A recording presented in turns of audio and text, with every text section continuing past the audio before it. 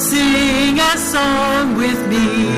Come sing a song with me. Come sing a song with me, that I might know your mind. And I'll bring you hope when hope is hard to find. And I'll bring a song of love and a rose in the winter time. Come dream a dream with me. Come dream a dream with me. Come dream a dream with me, that I might know your mind. And I'll bring you hope when hope is hard to find. And I'll bring a song of love and a rose in the winter time.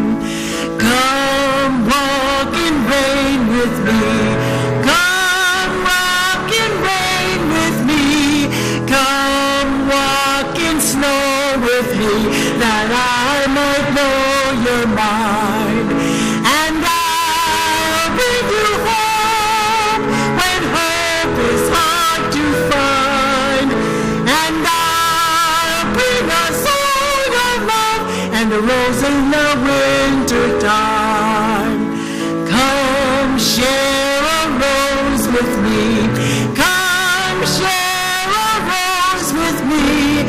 Come share a rose with me, that I might know your mind. And I'll bring you hope when hope is hard to find.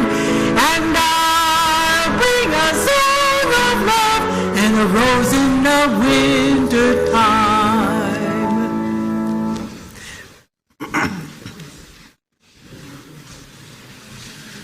Good morning.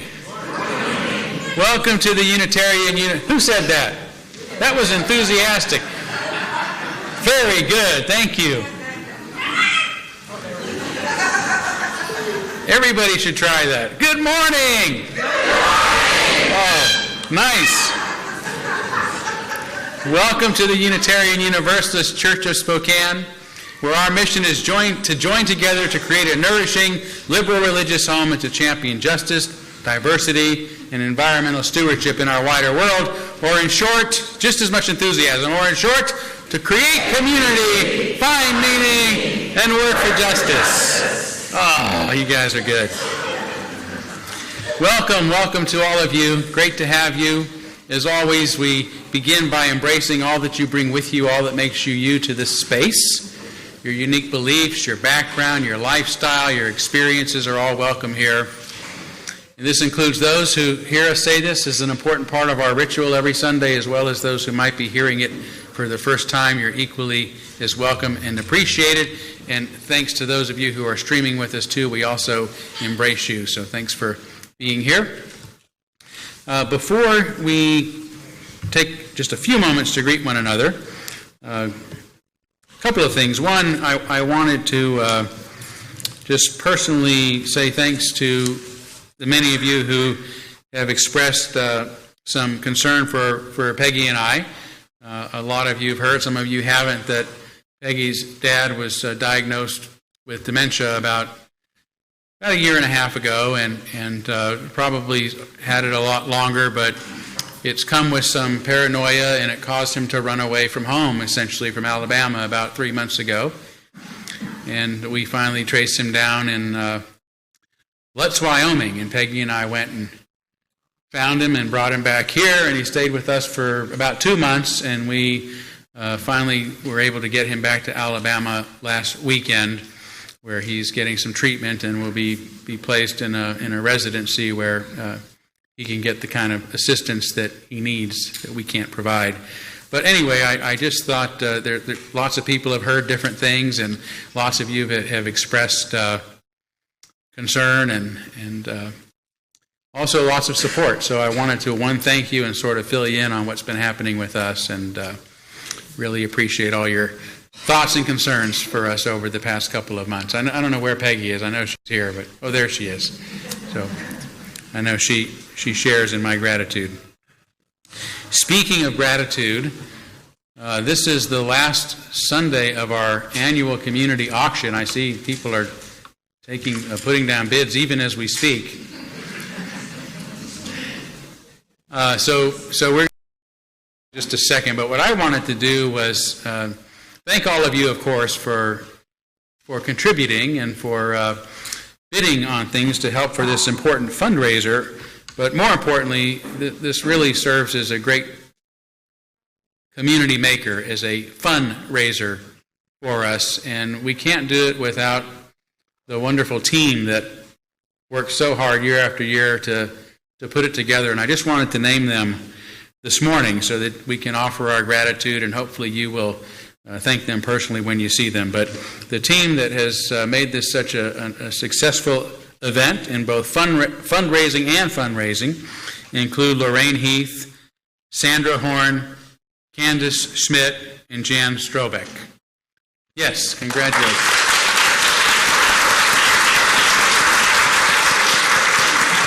Thank you all so very much. And I want to just give a couple extra.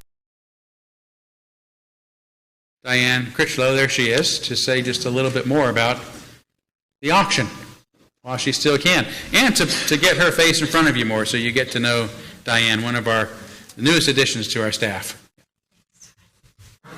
Well, thank you. I'm excited to be here this morning, and just to piggyback on what Todd has said, this is the last weekend for the community auction, and I want to encourage everyone to take a look at what's available. We have a motorcycle trip, we have kayaking, symphony tickets, baseball tickets, a brunch, and it is just the perfect way to be able to get to know people, to really become a part of this community, and to make some friends, and just to have, like you said, have some fun.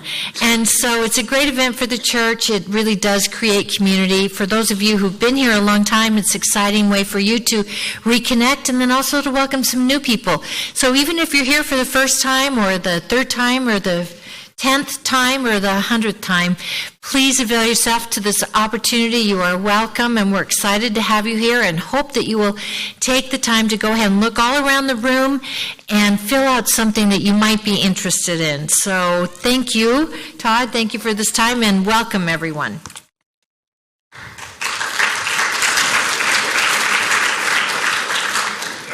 Thank you, Diane. And if you do bid on that motorcycle ride, I'm pretty sure they'll let things thaw out before you take advantage of it. So, ski on the front part.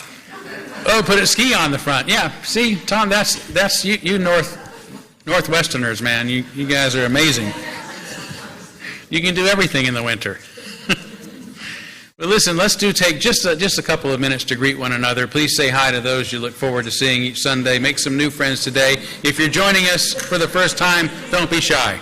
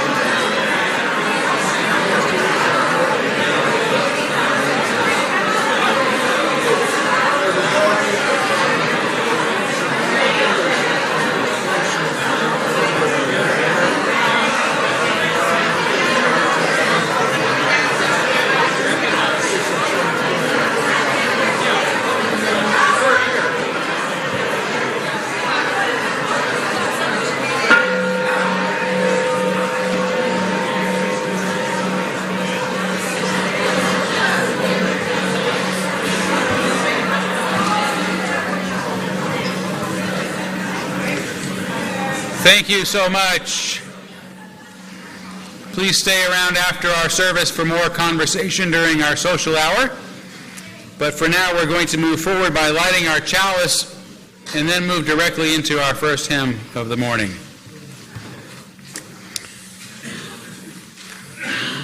We light this chalice as the symbol of our faith, the symbol of our unity and our solidarity, of our openness and our inclusion, of our community and our individual uniqueness.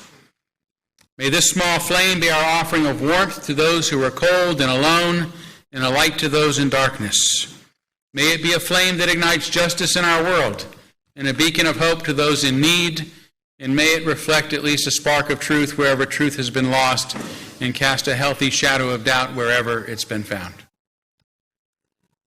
Now, if you would please rise as you're willing and able to sing the first in-service hymn of the day. It's Spirit of Life, 123. We will sing it through twice.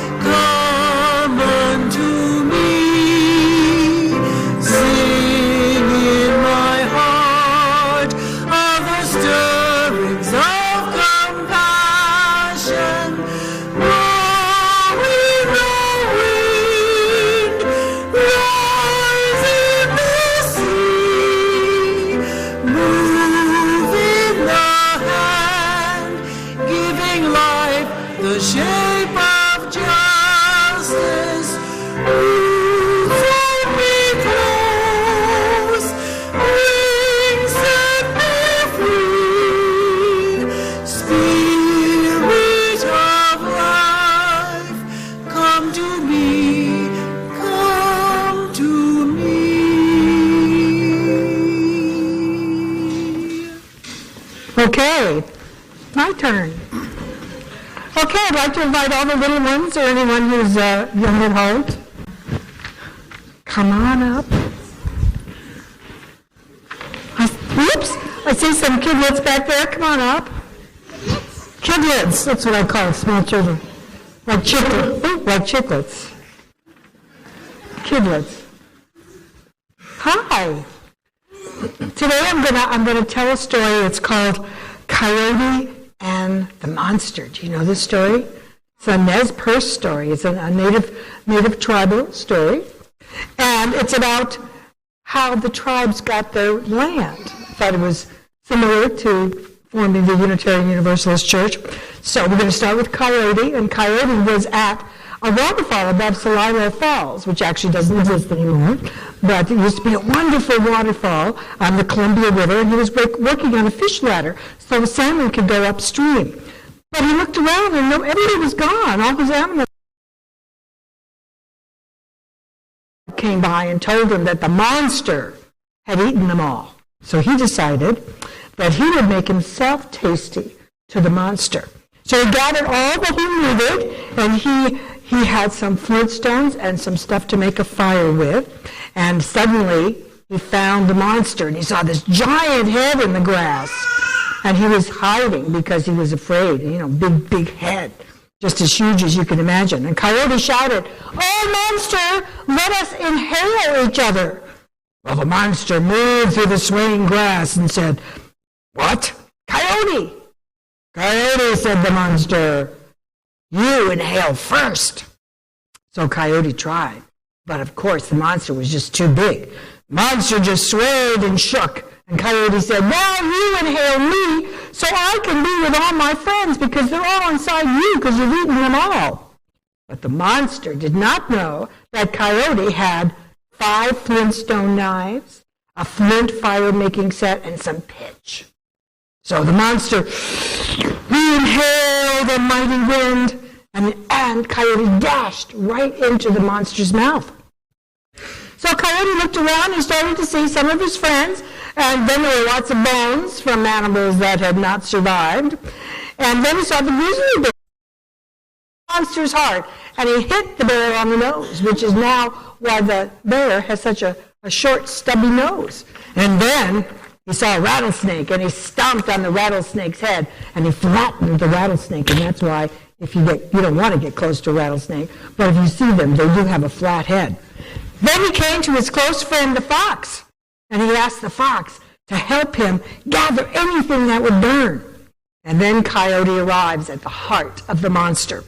He cuts off slabs of fat and he throws it to the people, and then he starts the fire. Because he had that wood and the flintstone, he could get the fire going. Oh, Coyote, says the monster, let me cast you out. Now the fire's burning near the heart. And so the pieces of the heart suddenly got ripped away. Coyote is ripping all the heart apart. And what do you think happened? What do you think happened?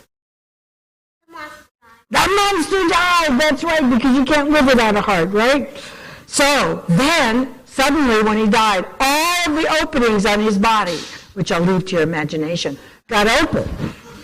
And the people kicked their way out. And then Coyote, he got out, and he told everybody to gather up the bones. And then he began to cut away at the monster's body. And you know what he did with pieces of the monster's body? He threw them, and he threw them to different places all over the country, all over the land, toward the sunrise and the sunset, north and south. And with each part, he named a tribe, so that he was giving the tribes a piece of the land, the Cayuse and the Flatheads, the Blackfeet, the Coeur d'Alene, and the Yakima. But for the Nez Perce, he saved the best for last. He took the heart of the monster and he threw it by the Clearwater River. And the Namipu, people crossing over the divide, have the beautiful Kamei Valley in Idaho. And much like how our church got started, this is how all the Native American tribes got started. Yes.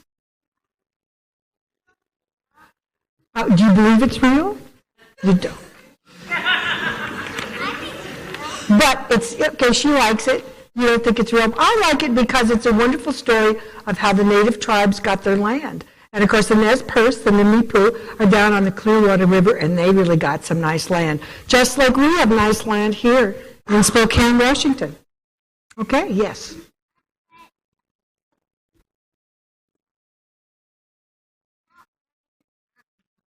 Oh, there you go. Well, you know. Yeah, the snow monster. Outside, the snow monster.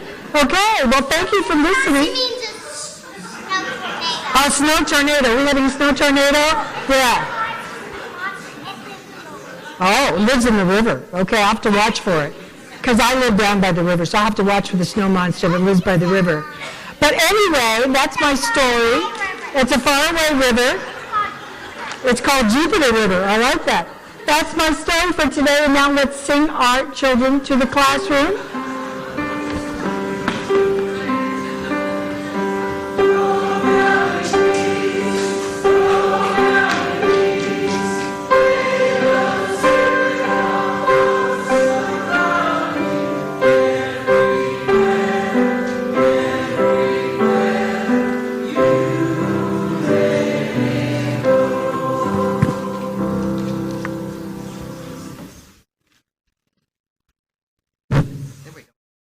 So, good morning, everyone. We just finished our Path to Membership classes. You can't hear it now? I'm terrible about this. Now, can you hear me? Okay. So we just finished our Fall Path to Membership classes. So today is New Member Sunday, and it's when we introduce you to our new members and we welcome into our church. And so I think that I speak for our team and for all of you when I say how grateful we are that they have, first of all, found our church and that they have decided to become our members of this congregation. I don't think there's a higher compliment to us than that.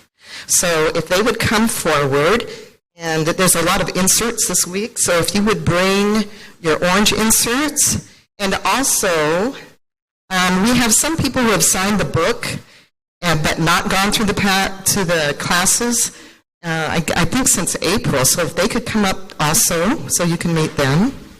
And then after the service, so let's have you line up right here. Just line up right there.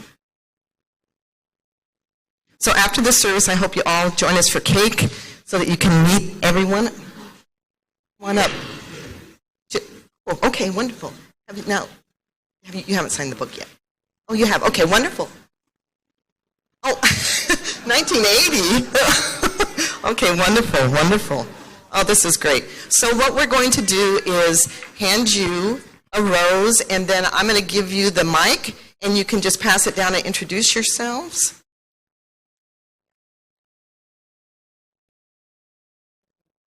We have to make sure they're not wet.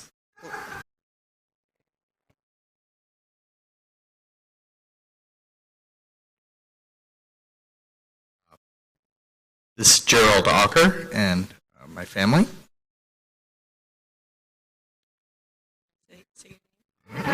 I'm Sophia. Hi. I'm Harry. Ariel Ocker.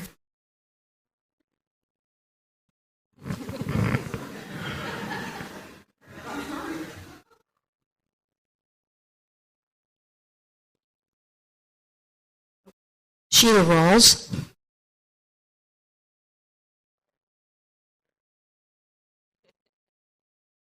Barbara Nelson. Dan Ivanko. Teresa Evans. Marilyn Johnson. Sarah Brandon. John Brandon. Jocelyn Legoski. Shelley McClellan. Jody Rizicki, returning member. Gerald Rizicki, returning member.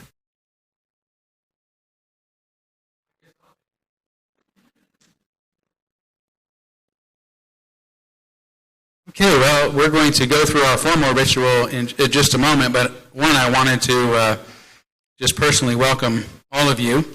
It's been great getting to see you and get to know all of you a little bit, at least over the past few months. So thank you for honoring us by signing our membership book. And this is kind of a special day because this is also our denomination day. So we're celebrating being part of a Unitarian Universalist, larger Unitarian Universalist family. And it's so nice on this day to have you to join our church family. And as I know explained to those of you who made it to new member class, and maybe to everyone who signed the book, that if you think about the etymology of it, signing something is the most significant thing you can do, right? What do you guys do to join the church, Unitarian church? Oh, we sign a book. Seems kind of a small thing, but actually, think about what you do whenever you sign anything, right? When we sign a check, when we sign a petition, when we sign a letter, when we sign a document, we are authorizing that document. And so by signing our membership book, not only do you join our congregation, but you say something about our congregation that really honors us, that you feel strongly enough about our mission and who we are and what we're about to lend your authority to become co-creators, co-authors of what we become from here. So I really want to thank all of you for honoring us by your presence in the world, but especially in our community on this day. I'm going to turn this back over to Pat. All right, and if you look in your insert and follow along with us, and then also on new members. So we are honored that you have chosen to become members of our church, having found a connection with Unitarian Universalism and expressed your commitment to this community. Membership at the Unitarian Universalist Church of Spokane is both a privilege and a responsibility. It's a place we hope you will feel safe to explore your own path, yet feel a sense of belonging and support. We look forward to our work together in fulfilling the mission of our church and to the many gifts and support you bring to us. So you either have signed our membership book or are likely to do so in just a moment. And we have already given you a rose, which is a symbol of our covenant, representing our hope that you will fully bloom here in your new faith community. So if you would all say your part.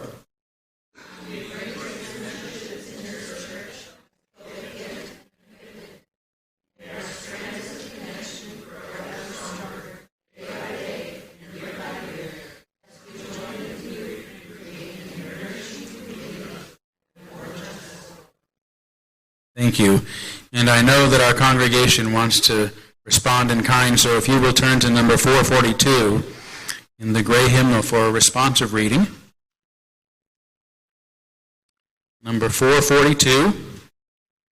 And I will begin and will ask the entire congregation to respond today as a formal welcome to you, our newest members. We bid you welcome who come with weary spirit seeking rest.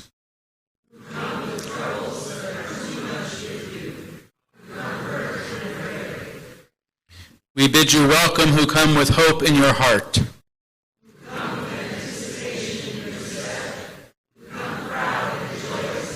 We bid you welcome who are seekers of a new faith. We bid you welcome who enter this hall as a homecoming.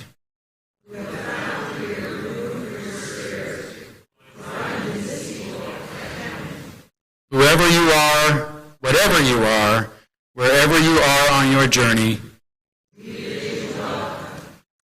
and we invite you now to take your place among us. And if you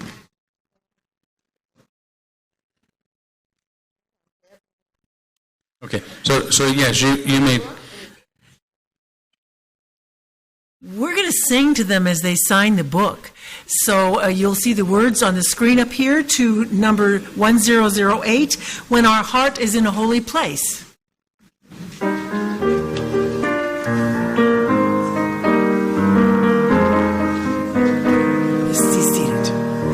When our heart is in a holy place, when our heart is in a holy place, we are blessed with love and amazing grace. When our heart is in a holy place, when we trust the wisdom in each of us, every color, every creed and kind, and we see our faces in each other's eyes, then our heart is in a holy place. When our heart is in a holy place, when our heart is in a holy place, we are blessed with love and amazing grace. When our heart is in a holy place, when we tell our story from deep inside, and we listen with a loving mind, and we hear our voices in each other's words, then our heart is in a holy place. When our heart is in a holy place, when our heart is in a holy place, we are blessed with love and amazing grace. When our heart is in a holy place, when we share our silence, a sacred space, and the good of our heart stirs within, and we see the power of each other's faith, then our heart is in a holy place. When our heart is in a holy place, when our heart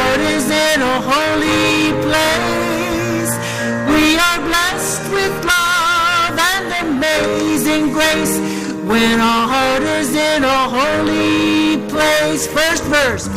When we test the wisdom in each of us, every color, every creed and kind, and we see our faces in each other's eyes, then our heart is in a holy place. When our heart is in a holy place, when our heart is in a holy place, we are blessed with love and amazing grace. When our heart is in a holy place, when we tell our story from deep inside, and we listen with a loving mind, and we hear our voices in each other's words, then our heart is in a holy place.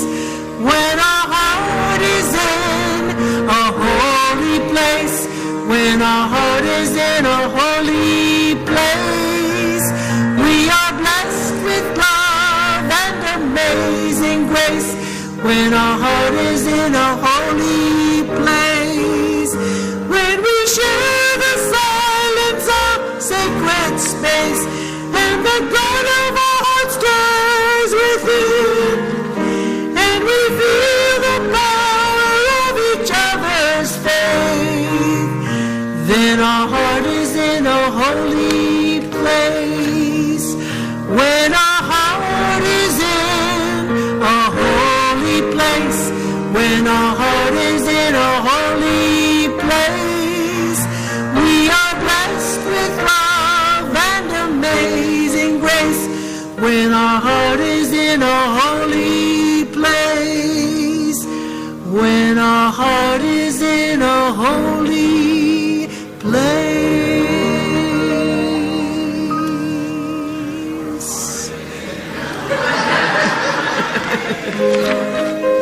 Want to do that chorus again? When our heart is in a holy place, when our heart is in a holy place, we are blessed with love and amazing grace. When our heart is in a holy place again, when our heart is in a holy place, when our heart is in a holy place, we are blessed with love and amazing grace. When our heart is in a holy place, when our heart is in a holy place.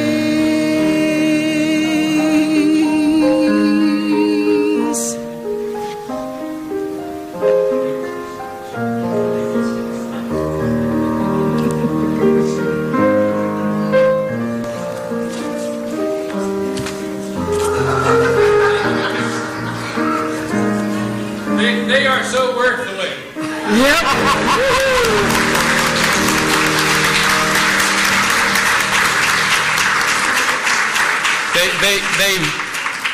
They very well may be the ones we've been waiting for. Let's go ahead.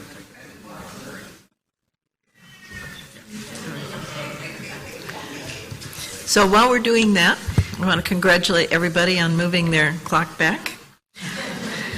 So your offering is what makes our ministry in your life and in the world at this church large and impossible. If this ministry speaks to you, we invite you to give generously. We are exceedingly grateful for all of your financial help and your volunteer support.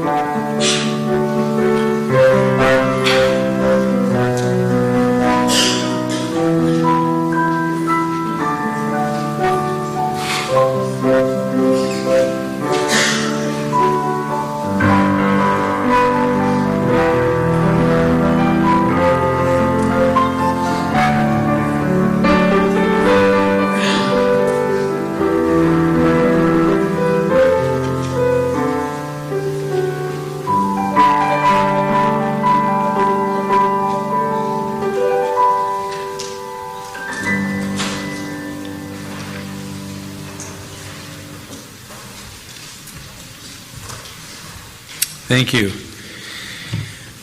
We are now going to kindle our candles of care, and then we are going to move right into our special music today, just to sort of augment things a little bit here. But we do want to have our candles of care on behalf of those we're most thinking about this morning, and especially want to kindle a candle for our friend Char Wilson, who's a longtime member here. A lot of you know that she's had a couple of brain surgeries during the past 2 years and recently has entered under hospice care. So please keep Char and her loved ones in your thoughts. Let's take just a moment of silence now on behalf of others we might be thinking of, and as always, you'd be welcome to name them aloud at this time if you'd like.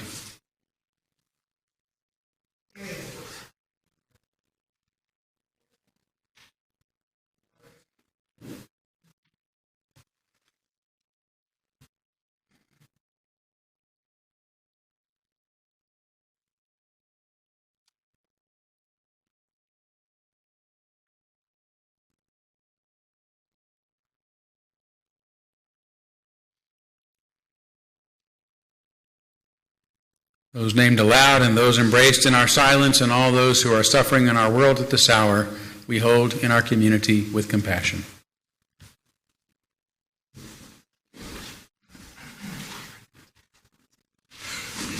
We're going to sing you a song by Issei Barnwell, who is a wonderful doctor of music. She was one of the founders of Sweet Honey in the Rock, wonderful group.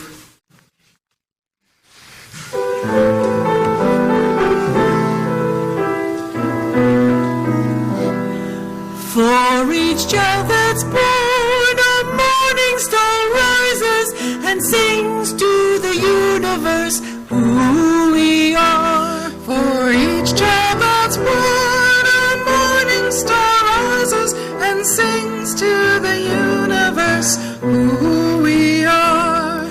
We are our grandmother's prayers, and we are our grandfather's dreamings. We are the breath of our ancestors. We are the Spirit of God. We are mothers of courage and fathers of time. We are daughters of dust and the sons of great visions. We're sisters of mercy and brothers of love. We are lovers of life and the builders of nations. We're seekers of truth and keepers of faith. We are makers of peace and the wisdom of ages.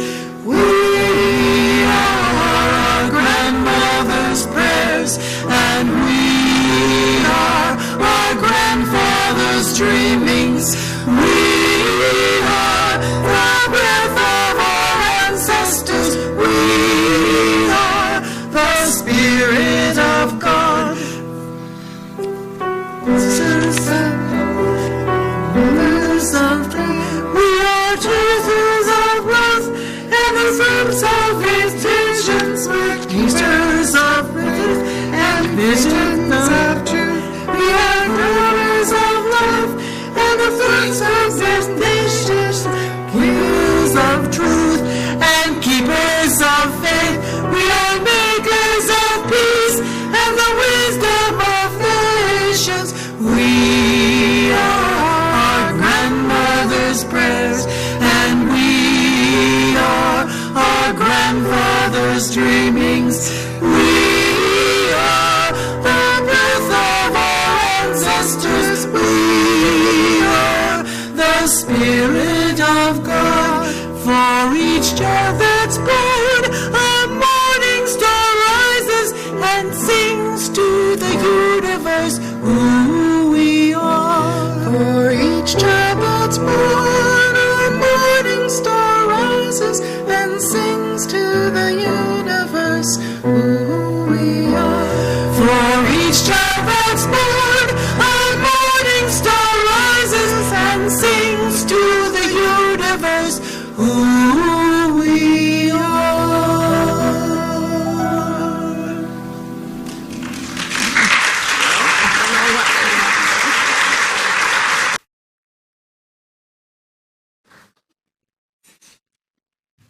Thank you both so much. Next time we have 16 new members, we'll probably sing Let It Be a Dance We Do, or one of those that just takes forever. With a really slow tempo. Let it be a dance we do.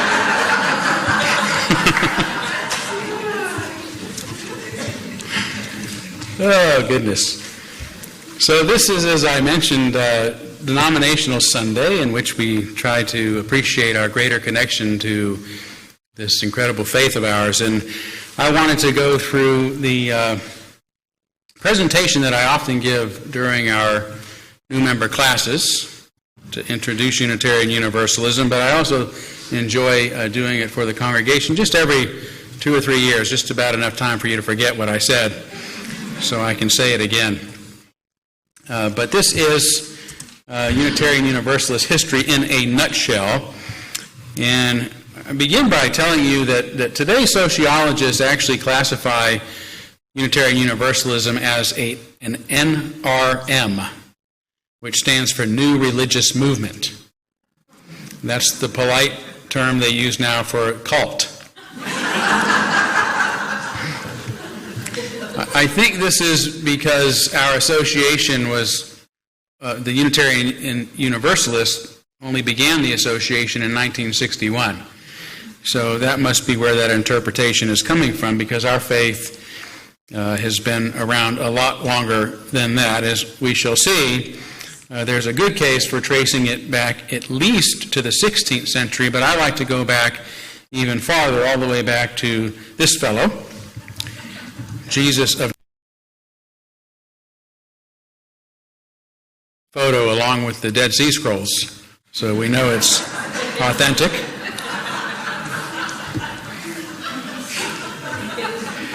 So being Jewish, along with his followers, would have meant that Jesus himself and his Jewish followers were Unitarians in their theology, because that's what defines Jewish theology, is its Unitarianism, its belief in one God, which is the traditional meaning of the term. As such, they would have seen Jesus as a human being and followed him because there was something special about his teachings. Probably the humanitarian, communitarian nature of them, in which he taught his followers to love one another, to share our wealth, to seek only enough for today, our daily bread, right? To live sustainably, to heal the sick, maybe universal health care would help with that, to feed the hungry, to practice nonviolent, non-cooperation with oppressive authorities, inclusion of all who've been marginalized and left out, equality, if you will, radical inclusion, and of course forgiving one another, including our own enemies. Although we are today, would no longer define ourselves as a Christian faith, I think we would all agree that these principles lie at the heart of who we are as Unitarian Universalist, which is why I still say that Unitarians make the best Catholics.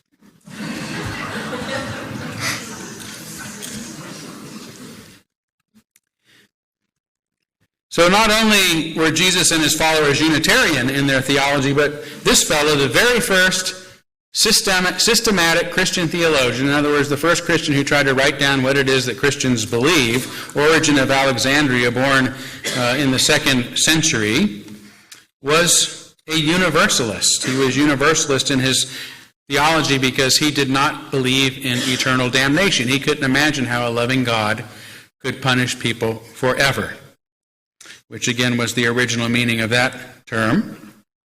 So he thought that everyone, including demons, would be released from hell and eventually embraced in the all-loving arms of the God he worshipped. This is not necessarily a Unitarian Universalist belief, though some of you may share a belief in reincarnation, but oddly enough, this first systematic Christian theologian was also a reincarnationist. He believed in the pre-existence of souls that were born into human form in order to work out their salvation, if you will, which helped him explain why there was evil in the world, even though he believed in an all-loving, perfect God. Unfortunately, as you can see, he was tortured to death in 250, and his works were declared heresy, and in 543, almost 250 years after his execution, and ordered destroyed. And then, actually the same year he was executed, this fellow was born. This is Arius, another Christian theologian, who just so happened to be Unitarian in his belief. In other words, he did not accept that the Father and Son were on equal status. He said there was a time but when the Son was not, if you will. So he saw the Father as superior to the Son, that there was only one God, and therefore Jesus had to be a human being.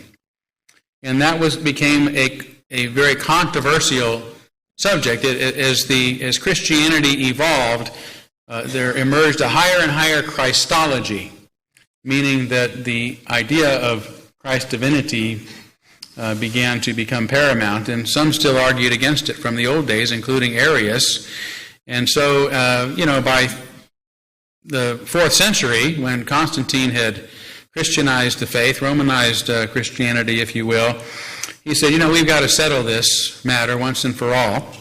So I want you to get together, have a council, and make a decision. And by the way, I think you should use the term homoousia, which means that the Father and Son are of one substance. So that was the beginning of what was to become the Trinitarian idea, that the Father and Son are the same being. And in fact, just about 50 years later, the Council of Constantinople added the Holy Spirit to the Creed, and that was the invention of the doctrine of the Trinity in response to the Arian controversy, in response to Unitarianism.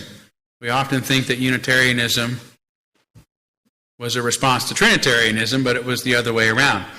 As I like to say, given Origen's Universalism and Arius' Unitarianism, it's fair to say we were here first.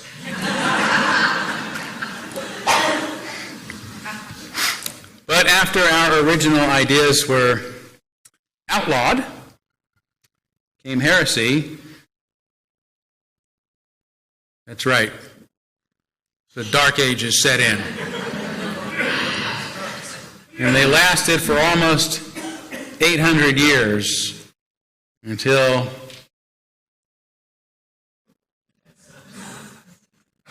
Enlightenment struck. And what happened to cause this enlightenment? Did somebody say, let there be light? Sort of. Somebody said, let there be books. With the invention of the printing press in 1439, you guys remember what the first book is that was printed?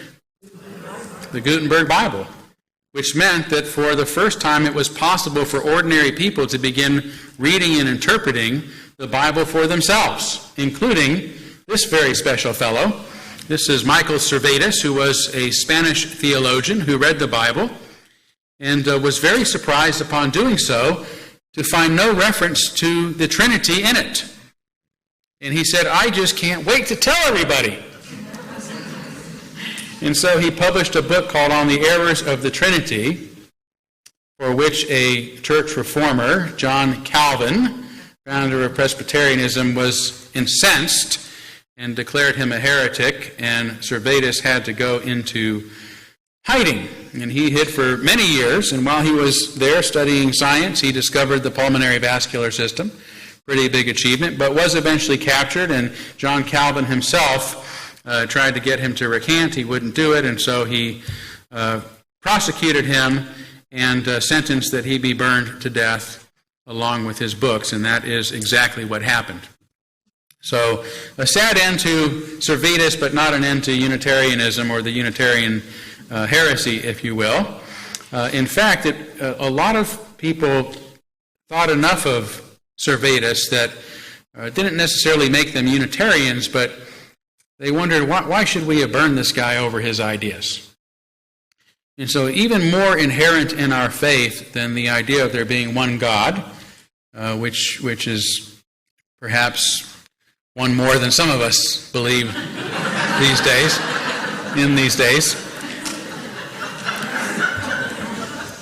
But inherent really from that far back was this value, right, that you don't burn people for their ideas, literally or figuratively. We don't make enemies out of people we disagree with. So that really became a very core principle and a value we continue to share today, thanks to the sacrifice of Michael Servetus. And his ideas spread a bit. This was John Sigismund, the king of Hungary, and he got really tired of the dissension himself in his kingdom and said, I think we need to convene some sort of council. I want to get all the religious leaders from the different sects together, and I'm going to hear from all of them, and then I'll decide which is the best religion. So that's what he did. He called together the Torda religious debate in 1568, and he really particularly liked what this guy had to say. This was Ferenc David, who was a Unitarian in his theology. And John Sigismund liked him so much, he said, that's the right one, I'm going to become a Unitarian. And he appointed David to be his bishop. So we had the first Unitarian king and bishop right here in the 16th century. And David, whether he said it or not, is famous for saying, we need not think alike. Also a statement that just epitomizes that core principle of not burning each other over our ideas. And together, this dynamic duo, I call the Batman and Robin of the 16th century, got together and drafted and passed the first religious liberty law in human history. Can you believe that? The first law protecting people's right to believe what they want came from the Unitarians that long ago, and this is what it said. The Edict of Torda, 1568. In every place the preacher shall preach and explain the gospel, each according to his understanding of it, and if the congregation like it, well. If not, no one shall compel them, for their souls would not be satisfied. But they shall be permitted to keep a preacher whose teaching they approve. Therefore none of the superintendents or others shall abuse the preachers. No one shall be reviled for his religion by anyone according to the previous statutes, and it is not permitted that anyone should threaten anyone else by imprisonment or by removal from his post for his teaching. Yeah. Unfortunately, King Sigismund died just a couple years after this, and those who took his position sort of rescinded it. They grandfathered those who had already been protected under the law in, but nobody could have new ideas. And David ended up being arrested and languishing to death in prison. Nevertheless, that did not put out the light. This fellow, he was an Italian heretic named Faustus Socinus, who was also Unitarian in his beliefs, inspired by his uncle. And he'd actually gone to Hungary to help defend David, to no avail, and then himself had to flee to Poland as a heretic. Poland was known then as the Heretics' Asylum. A lot of folks fled there, in part because Unitarianism had made people more open, but also because they had rejected the Calvinist doctrine. What he carried to Poland and across Eastern Europe was his disbelief in the Trinity, his disbelief in hell, his disbelief in atonement, which means he didn't teach that someone had to die for the rest of us to be worthy of God's love. He taught rather that Jesus was a human being, and that if you wanted to be saved, you could be saved by following his teachings, by actually putting those principles we looked at earlier into practice. So it started off in Transylvania or Hungary, migrated to Poland, from there to Germany, then on into England, and finally it made it across to the Americas. And once here, we got a pretty early start in this country. This is King's Chapel, established way back in 1686, which was one of the first churches in the country, the first Anglican church. But look what they did.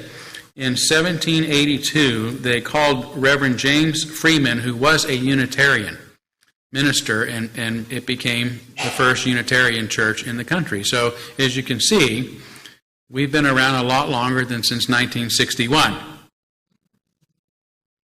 And then a short time after that, in 1825, a national organization, the American Unitarian Association, was formed.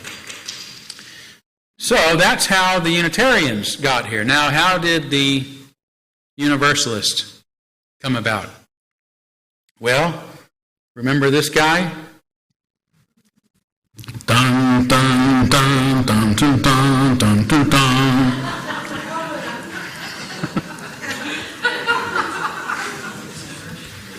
Servetus, I am your father.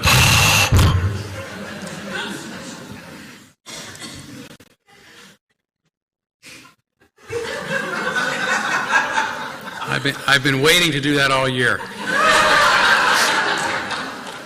So yes, John Calvin may be better known than for burning Servetus for his doctrine of predeterminism or predestination. A lot of you have heard of that. This was the idea that only a very few, an elect few, will be saved for all eternity, and that they were selected before the earth was even created. And has nothing to do with what anybody's done to deserve it. That's just written in a book somewhere. They were foreordained again before the foundations of the world, and the rest of us are going to suffer in eternal hell. The decision is final. So if you didn't accept this, you might have a rather adverse reaction to it. And if you had an adverse reaction to it, your reaction might be quite the opposite.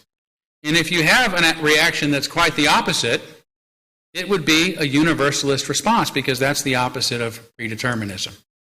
Universalism is the belief, originally anyway, in universal atonement, meaning that everybody is salvageable. Everybody gets an invitation to the party.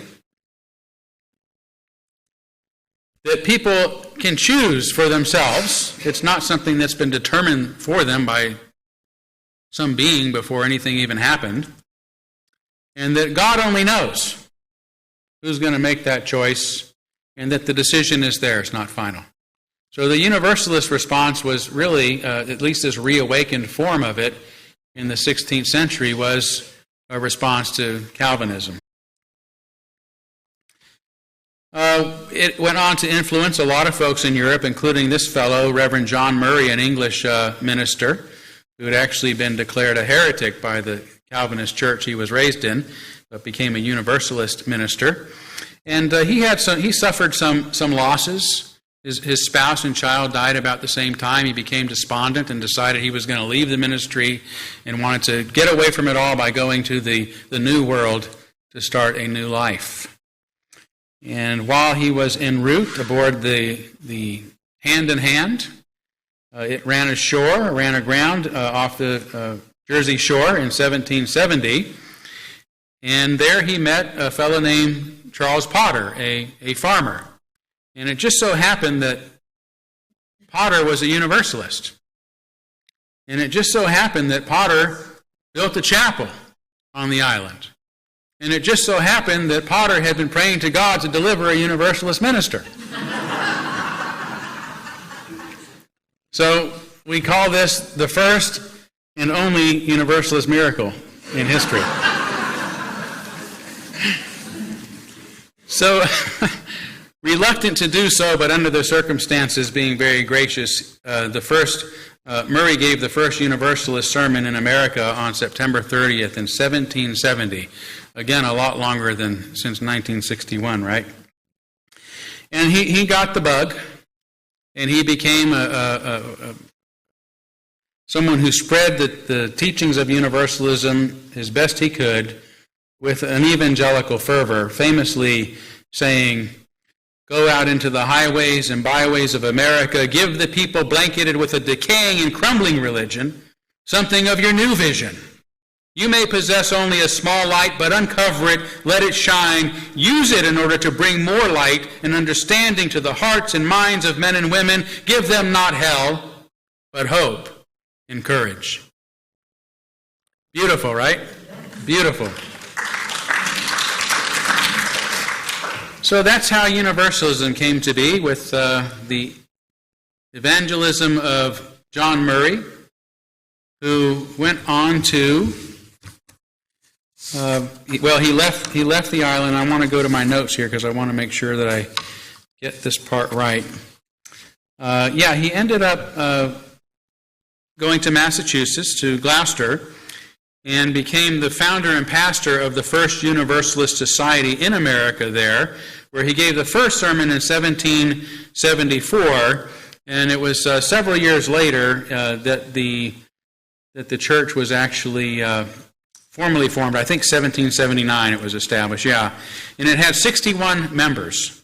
And what they did was declare their independence from the Church of Christ of Gloucester, which was the official church there. The official church was not happy about it, and so they started persecuting the First Parish Church for its Calvinistic heresy. They also refused to pay their required taxes to, not the First Parish, but to the Church of Christ. That's a typo there.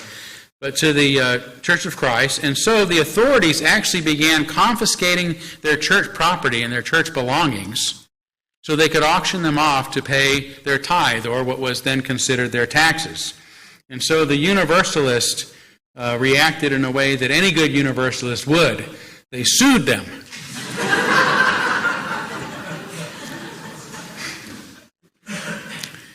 And they won. They won, and in 1786, the case they won determined that no church anywhere was allowed to be publicly funded from that day forward. So if you want to know who gave you separation of church and state, you can thank the Universalists for that.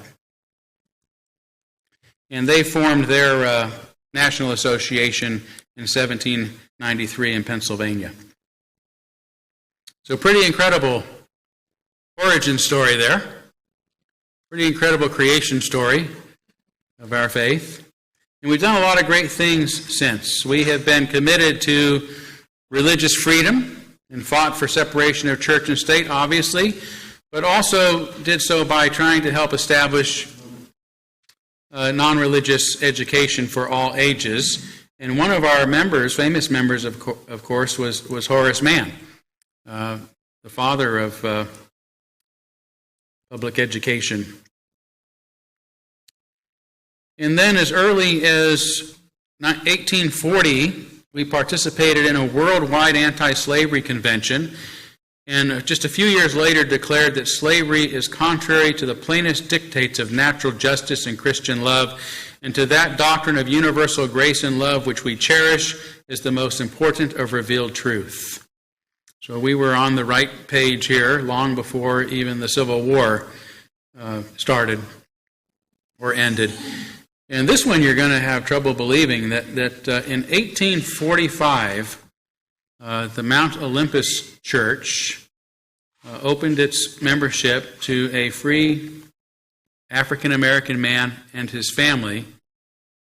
You know where? Where Mount Olympus is? Mount Olympus Universalist Church, you know where that is? Alabama. 1845.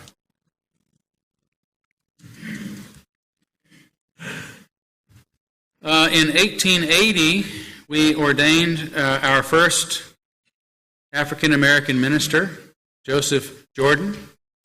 And Jordan was remarkable not only for being founder of the Universalist Church in Norfolk at a time in 1887 when liberals were leaving the South in droves.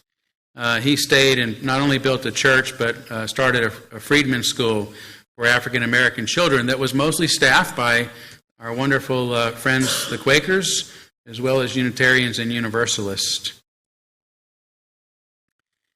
We also were the first denomination in the country to, in 1863, ordain a woman as a minister, Olympia Brown, who was a pretty incredible lady. She was first to graduate from a theological school in the nation, and was among the first generation of women suffragists, and actually lived long enough to see the 19th Amendment passed. Pretty incredible, huh?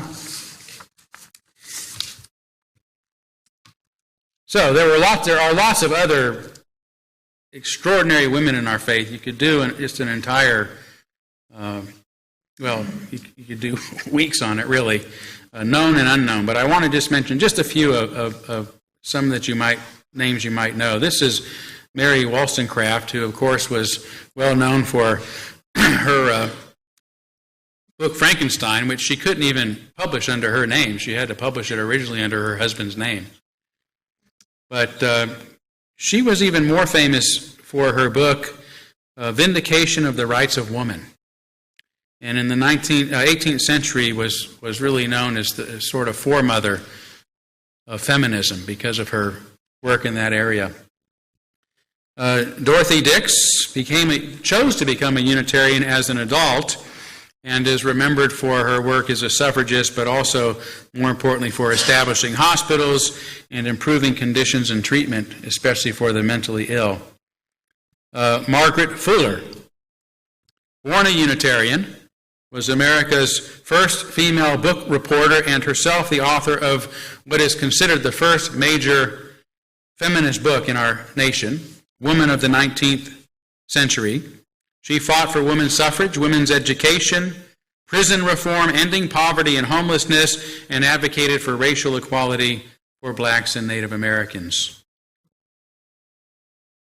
According to her daughter, even Elizabeth Cady Stanton attended a Unitarian church when she was growing up. Stanton was an abolitionist, a voting rights activist, who also struggled for birth control and property rights for women, and served as the president of the National Women Suffrage Association. And one more to mention here, of course, is Julia Ward Howe, famous for writing Battle Hymn of the Republic, was another woman suffragist, abolitionist, and social activist who actually left her Calvinistic upbringing to become a Unitarian. In addition, Unitarian and Universalist have long stood for abolishing the death penalty throughout our history, but especially in 1974, when it was needed most, our denomination passed a statement of conscience calling for the abolishment of it again, because we had almost gotten rid of it in the 60s, and then in the 70s, by the time we adopted this statement to abolish the death penalty, 28 states had already reinstated it. So this is something we're still fighting for, struggling for. We also can claim to have some really great thinkers in our history. I won't name them all, but a couple you may be interested to know. Ralph Waldo Emerson and Henry David Thoreau, the founders of the Transcendentalist movement. They were Unitarian ministers. They complained a lot about Unitarianism.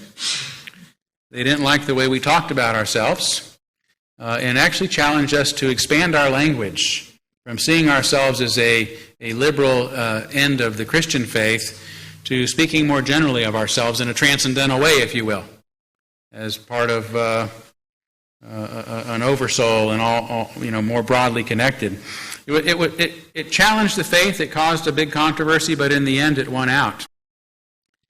And we stopped speaking of ourselves as a Christian faith and more as a broader faith. And then in the 1930s, this fellow, who some of you will recognize, John H. Dietrich, became one of 6 ministers, 6 out of 13 people who signed the original Humanist Manifesto. And while Dietrich was here in this church as our minister between 1911 and 1916, he first claimed or owned himself to be a humanist. And went on to become known as the father of religious humanism. And he started that here in Spokane. So not only was it natural that humanism would come from a faith that always emphasized the humanity of Jesus and his humanitarian teachings, but to be able to make the claim that it was born in part from this very congregation is astounding and makes me especially proud to be able to occupy his pulpit. Which, by the way, he gave his first sermon here November 7th, 1911, and I was installed November 7th, 2011. 100 years to the day. Yeah.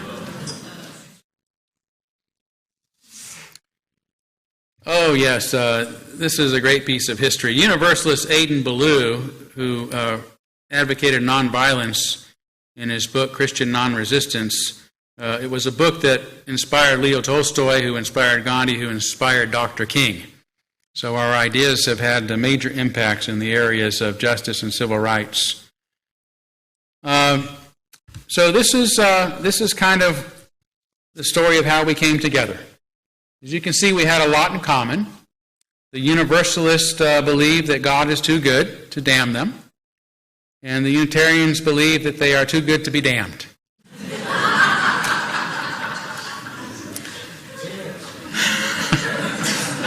So we got together in 1961 and said, this is close enough. Why don't we join together and form the Unitarian Universalist cult?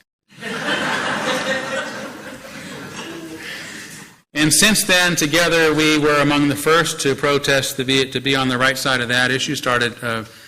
We wrote resolutions against the Vietnam War as early as 1964. That was the same year that, unfortunately, this fellow died. He's a young Unitarian minister you may have heard of, James Reeb, who was one of those murdered while in Selma, Alabama, marching for civil rights. And that inspired Dr. King to come and give our Ware lecture at our General Assembly just a couple years later. And then in 1971, we became the original WikiLeaks because when the Pentagon files were released, we were the denomination we had a publishing house, Beacon Press, that were the only ones willing to actually publish them.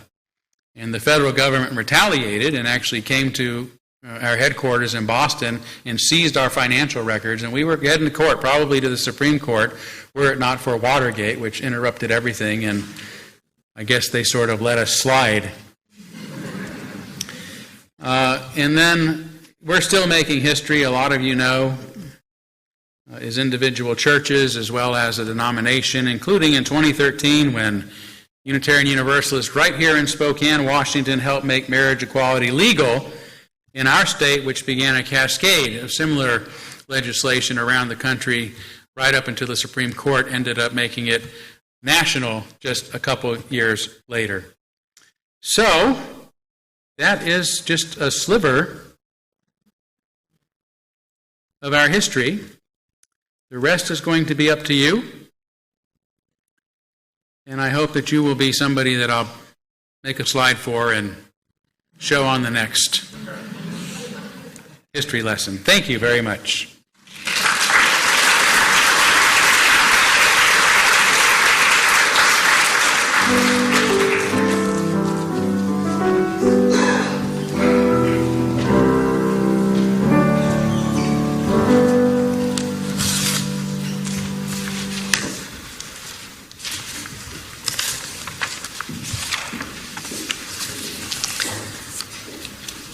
So as we, as Unitarian Universalists, search to live our first principle, that we honor the inherent worth and dignity of every person, language becomes so very important. Language is power, life, and the instrument of culture, the instrument of domination and liberation, said Angela Carter. We need to strive to get out of our own language and comfortable rhetoric and shape how we express our values so that every ear hears. We do that by sharing our stories, not our ideas. Amen, blessed be, salam alaikum, shalom, and namaste.